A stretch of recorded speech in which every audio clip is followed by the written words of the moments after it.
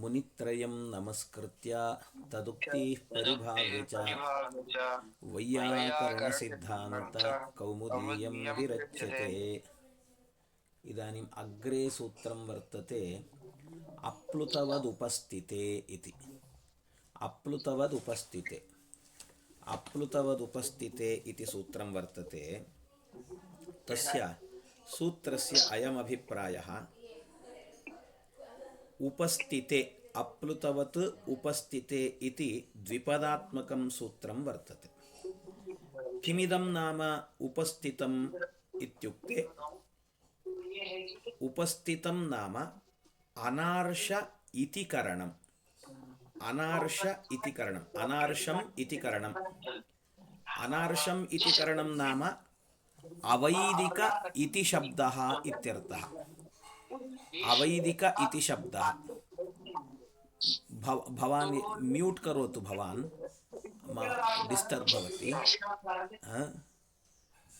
अनार्ष इति शब्द अनार्षम् इति करणम् अर्थात् अवैदिक इति शब्दः इत्यर्थः। उपस्थितं नाम उपस्थितम् इति संज्ञा कस्य वर्तते? अनार्ष इति शब्दस्य वर्तते इत्यभिप्रायः। तत्र प्लुतः इति अध्याहार्यं वर्तते।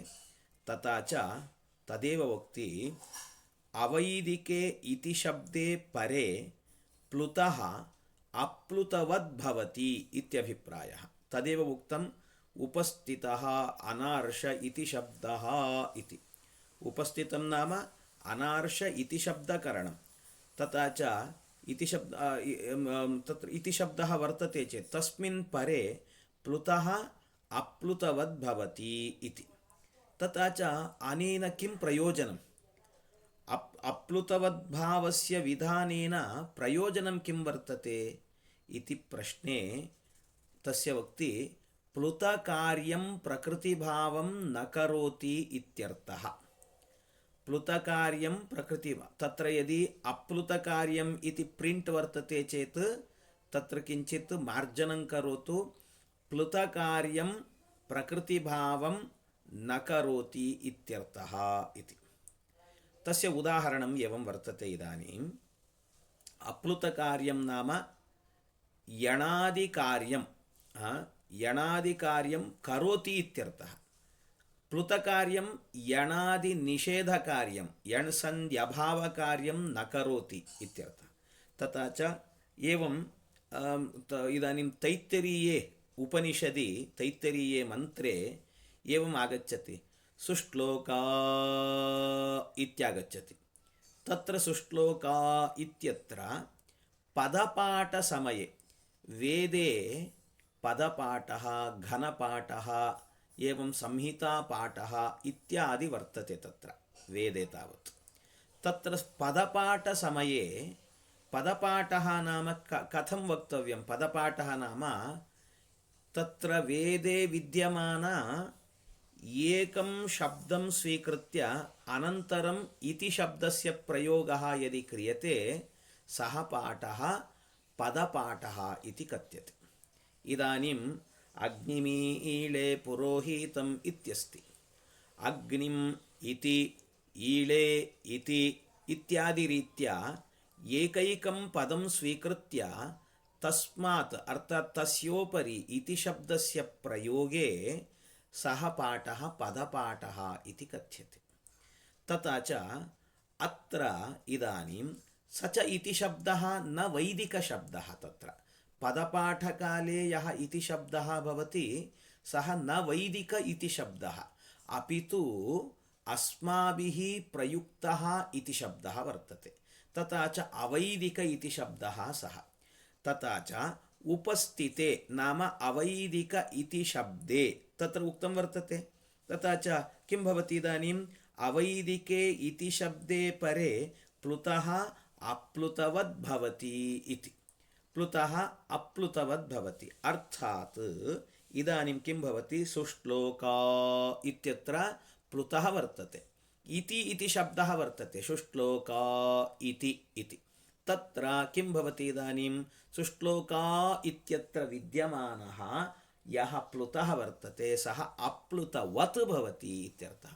अप्लुतवत् भवति इत्युक्ते प्लुतकार्यं प्रकृतिभावं न करोति इत्यर्थः। तथा च तत्र प्रकृतिभावः न आगच्छति, अपि तु शुश्लोक इत्यत्र विद्यमान अकारस्य एवं इति इत्यत्र विद्यमान इकारस्य च आद्गुणः इति सूत्रेण गुणः आगत्य सुश्लोकेति इति रूपं सिद्ध्यति इत्यभिप्रायः।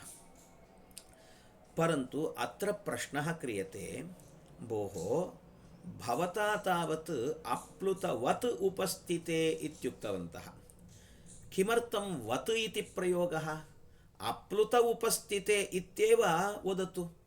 अप्लुत उपस्थिते इत्युक्ते तदा किं भवति? सूत्रार्थः कः भवति? अवैदिके इति शब्दे परे प्लुतः अप्लुतः भवति इत्यर्थः भवति। तथा च अप्लुतः भवति चेत् तदा अपि भवदिष्टकार्यं किं? प्लुतकार्यं प्रकृतिभावं मास्तु इति तद्भवत्येव। अप्लुतः यदि विधीयते, यदि प्लुतः भवति चेत् तदा एव किं भवति? तत्र प्लुते सति तत्र प्रकृतिभावः भवति। यदि प्लुतस्यैव अप्लुतः विधीयते तदा तु तत्र प्लुतकार्यं न भवति। तदर्थम् अप्लुत इत्येव वदतु। अप्लुतवत् इति किमर्थम् इति चेत् पश्यतु भोः, इदानीं यदि अप्लुतवत् इति न वदामः तर्हि किं स्यात्? अप्लुत एव विधीयेत। तत्र अप्लुत एव अर्थात् इदानीं किं भवति?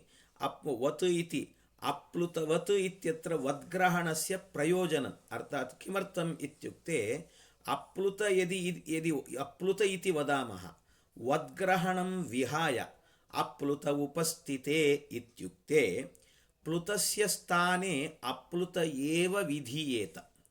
अप्लुत एव विधीयेत अर्थात् अप्लुतः एव आगच्छति इति आदेशः आगच्छति इति उक्तं स्यात्। अतः प्लुतः एव निवर्तेत। तदा प्लुतः निवर्तेत। ततश्च इदानीम् उदाहरणं पश्यामः। अग्नि इति इत्यस्ति। अग्नि इति अग्निशब्दस्य द्विवचन संबोधनद्विवचनम् इदम्। अग्नि इति संबोधनद्विवचनं।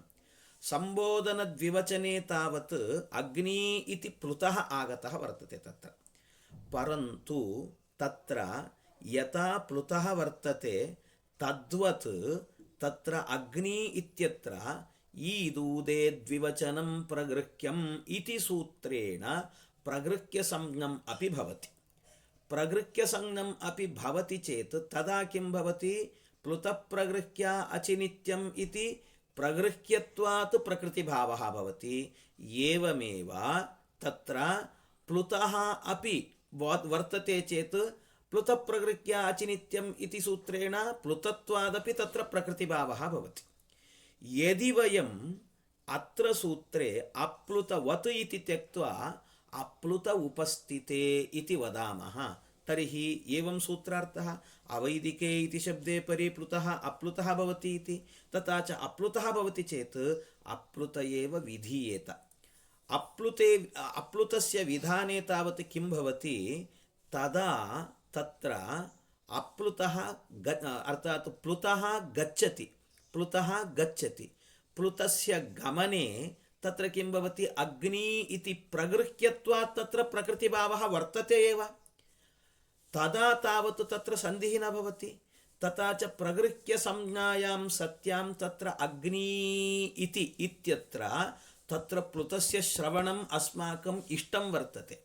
यदि प्रगृह्य संज्ञायां सत्यां यत्र प्रकृतिभावः भवति तत्र अप्लुत यदि विधीयेत तत्र प्लुतः गच्छति, अप्लुतः आगच्छति। तथा च तत्र प्लुतस्य श्रवणं न भवति। परन्तु तत्र प्लुतस्य श्रवणम् अस्माकम् इष्टं वर्तते। अतः तत्र अप्लुतवत् इत्युक्तवन्तः। इदानीं किं कः अर्थः? अवैदिके इति शब्दे परे प्लुतः अप्लुतवत् भवति इत्युक्ते प्लुतकार्यं किं वर्तते? प्रकृतिभावः तन्न भवति, परन्तु प्लुतः वर्तते एव तत्र इत्यभिप्रायः। प्लुतकार्यं न भवति इत्येव अर्थः। अप्लुतवत् इत्यस्य प्लुतकार्यं न भवति, अपि तु प्लुतः तत्र वर्तते एव इति। परन्तु तत्र अग्नि इति इत्यत्र तावत् प्लुतकार्यं तावत् कः? प्लुतकार्यं प्रकृतिभावः, सः न भवति इति वक्तव्यं खलु? सत्यं, परन्तु तत्र प्लुतत्वात् न प्रकृतिभावः, अपि तु प्रगृह्यत्वात् प्रकृतिभावः वर्तते। तथा च अग्नि इति इत्यत्र प्लुतस्य श्रवणार्थम् अप्लुतवत् उपस्थिते इति वक्तव्यम्, अन्यथा अप्लुत एव विधीयेत। अग्नि इति इत्यत्र तत्र प्लुतस्य श्रवणं न स्यात्, अतः एवं वक्तव्यम् इत्यभिप्रायः इति। तथा च एकदा अहं पठामि, पश्यतु। अप्लुतवत् उपस्थिते, उपस्थितः अनार्ष इति शब्दः, उपस्थितः अनार्ष इति शब्दः, तस्मिन् परे प्लुतः अप्लुतवद् भवति, अर्थात् प्लुतकार्यं प्रकृतिभावं न करोति। उदाहरणं सुश्लोका इति, सुश्लोकेति। वत् इति किं? वत् किम्? अप्लुत इत्युक्ते अप्लुत एव विधीयेत, प्लुतश्च निषिध्येत। तथा च प्रगृह्याश्रये प्रकृतिभावे, यत्र प्रगृह्य संज्ञया प्रकृतिभावः भवति, तत्र प्लुतस्य श्रवणं न स्यात्। परन्तु अस्माकम् इष्टं वर्तते तत्र प्लुतस्य श्रवणम्, अतः अग्नि इति इत्यत्र तत्र उदाहरणं भवति, तत्र प्लुतस्य श्रवणं न स्यात्, तन्मा भूत् इत्येतदर्थं वत् इति ग्रहणं कृतं वर्तते इत्यभिप्रायः। एवम् अवगतं वा? अवगतमिति मन्ये।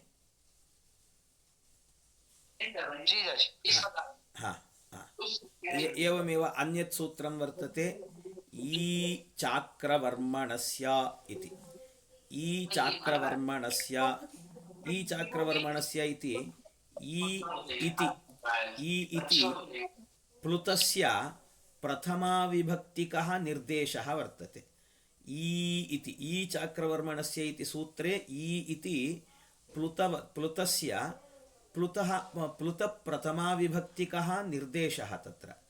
अत्र उपस्थिते इति न अनुवृत्तिः भवति। पूर्वसूत्रात् उपस्थिते इति अनुवृत्तिः न भवति। किमर्थम् इत्युक्ते तस्य अस्वरितत्वात्।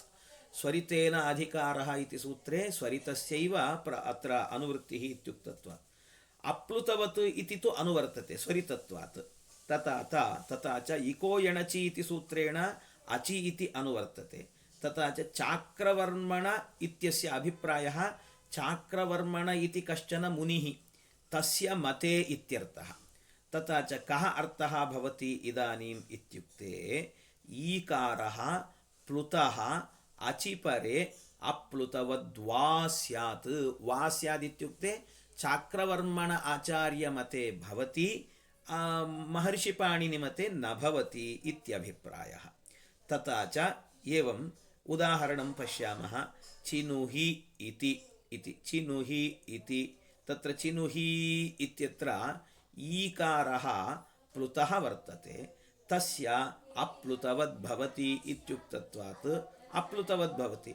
तथा च अप्लुतवद् भवति इत्युक्ते तत्र प्लुतकार्यं प्रकृतिभावं न करोति इत्यर्थः। तथा च प्रकृतिभावं न करोति चेत् तत्र अकस्सवर्णे दीर्घः इति दीर्घः आगत्य चिनुहि इति भवति। यदि तु तत्र चाक्रवर्मण मते अप्लुतवद् भवति, पाणिनिमते तावत् न भवति। तथा च तत्र किं भवति इत्युक्ते तत्र तावत् अनेन प्रकृतिभावः भवत्येव महर्षिपाणिनिमते।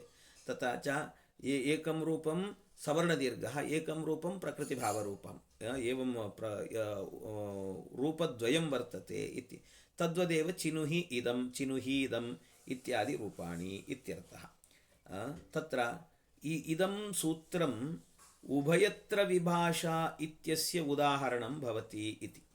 उभयत्र विभाषा इति अर्थात् उभयत्र विभाषा इत्युक्ते तत्र इति शब्दे परतः नित्यतया प्राप्ते, इति शब्दे परतः यद्यपि नित्यतया प्राप्तं वर्तते, अप्लुतवद्भावः तदन्यत्र अप्राप्तं वर्तते अर्थात इदम् इति शब्दे परे अप्राप्तं वर्तते तथा च उभयत्रापि विभाषां करोति इदं सूत्रम् अतः उभयत्र विभाषा इत्यस्य उदाहरणम् अपि भवति इदं सूत्रम् इत्यभिप्रायः एवम् अवगतमिति मन्ये भवतु अद्य अद्य अलम् एतावदलं श्वः भवति न भवति वा अहं न जाने श्वः मध्वनवमी वर्तते मम कार्यान्तरमपि विद्यते यदि भवामि चेत् अद्य रात्रौ वदामि यदि पाठं कर्तुं शक्यते चेत् अहं वदामि रात्रौ नो चेत् श्वः न भवति पश्यामः व्यासाय